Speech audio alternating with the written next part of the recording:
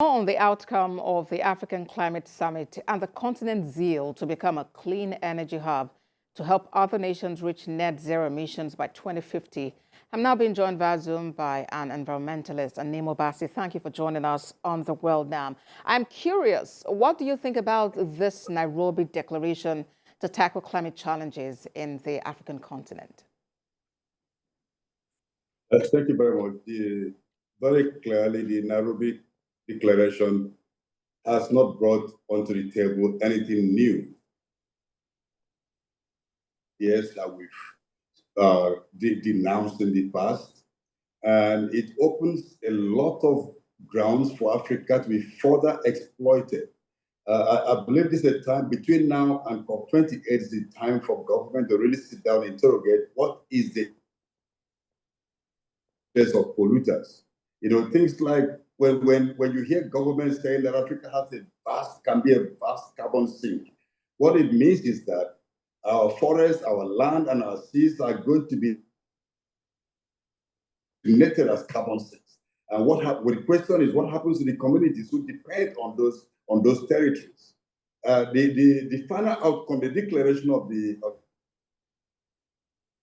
I must say, was a lot better than the draft declaration we saw on Monday and the day after, because they tried to blunt the language, certain terminologies. When you talk about renewable energy can really be a major economic driver. But there's something we need to notice, the contradiction between green. Now, if green growth is going to be sustainable, it has to be completely aligned to nature, not in the sense of nature being exploited.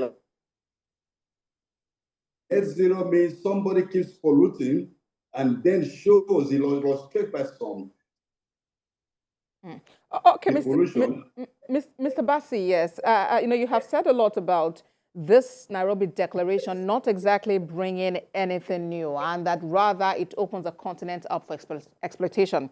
Let's now talk about practical steps that can be taken. How exactly can we achieve green growth, which will be linked to nature as you have proposed?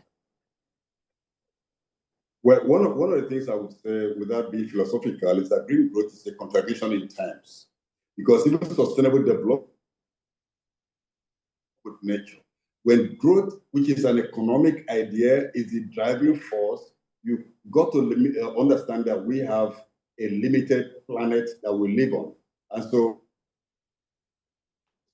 but I believe that by investing in green solutions, in renewable energy, which we can do, not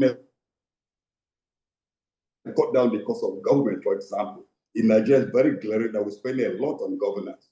If this is trimmed down, not in terms of firing workers, but in terms of the executive, the amount, the executive legislature, the amount of money invested to do what they're doing can be cut down, and that can be invested in green energy. We have a lot of sunlight, we have a lot of wind, where we've not harnessed this. It's something we have to seriously sit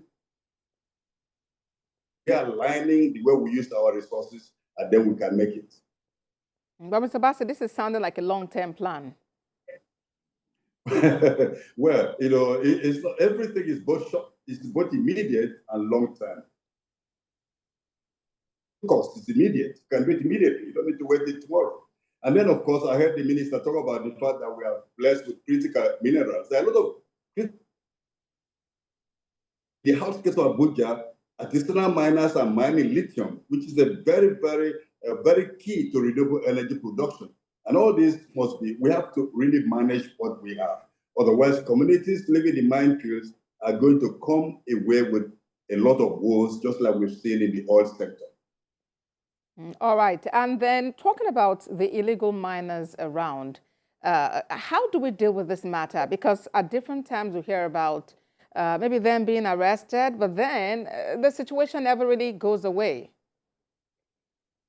Yes, this situation will not go away, just like even the issue of illegal oil refining and oil theft until we decide to tackle it. We have a Solid Minerals Act that is excellent. It takes care of community needs. It requires miners to put down resources for restoring the environment and for meeting the needs of communities where these things are being extracted. So what we need is implementation. It's not rocket science. Let the Minister of Mining and Power, let them sit down, the Minister of Petroleum Resources, sit down and consider our environment as the basic basis of life for our communities, things that support local economies, the informal economic sector, and even the formal sector, and then support the communities to protect the environment and also be sure that those who want to extract resources and that supports the expectations of the people and the government.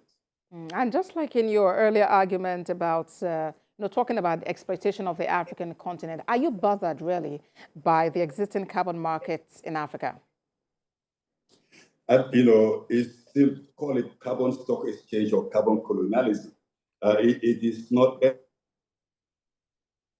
The polluters know that the rich countries, polluting countries, right back in time, from 2009 at COP15, they demolished the idea of mandatory emissions cut at source and bring the voluntary system where countries can do as they like, just that they are cutting emissions. And then they brought about promising financing. And now we've got on the table payment of loss and damage, which is being touted not as something to economic serious payment for losses, but as charity. So we have lost a lot of scope in holding the system to the truth of what is needed. The voluntary system we're running would be voluntary, and everybody does what they want. We call it national determined contributions, and it doesn't add up at the end of the day. Temperatures are going to exceed 1.5 degrees, exceed 2 degrees, and worse for Africa, which is the more heavily hit region. And then, of course, we just follow what is presented in international platforms as what the world needs without interrogating them. Carbon things, carbon markets, then Africa there will be a major continent grab on the continent, not just land grabbing, continent grab, sea grabbing. Look, we have a minister of blue economy. It means our seas are already being threatened. Environmentalist Nemo Bassett joined us from Abuja. Thank you for talking to us on The World Now. Thank you very much.